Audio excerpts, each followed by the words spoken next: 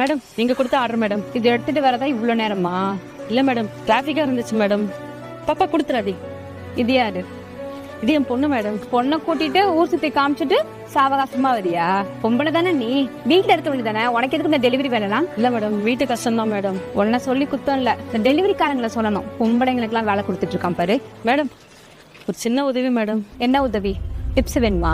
அதெல்லாம் இல்ல மேடம், அர்ஜென்ட்டா பாத்ரூம் போகணும் மேடம். என் பொண்ணுக்கும் எனக்கும் ரொம்ப நேரமா அடக்கிட்டு இருக்கேன் மேடம். Please madam. வா, என் நடு வீட்டுல வந்து போ. வா, நீ வந்து பாத்ரூம் போறதுக்கு தான் நான் இவ்வளோ பெரிய வீடு கட்டி வச்சிருக்கிறேன். அங்க போ, ஏதாவது பப்ளிக் பாத்ரூம் இருக்கும், அங்க போய் போ. நீ வாடி, பசிக்குது, போலாம். ஒரு நிமிஷம் இங்கே இருங்க, நான் எங்க அம்மா கூட்டிட்டு வரேன்.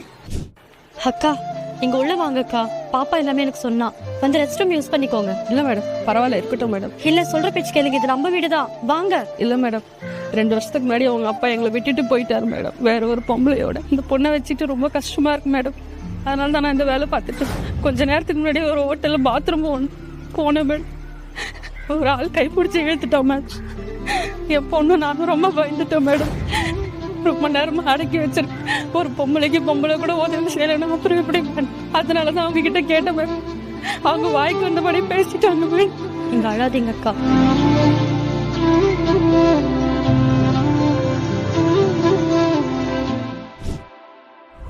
ஏய் நில்லுங்க, யாரு கேட்டு இப்ப நீங்க வீட்டுக்குள்ள வந்தீங்க? அக்கா நீங்க உள்ள போங்க, யார் என்ன சொல்றாங்க நான் பாக்குறேன், போங்க.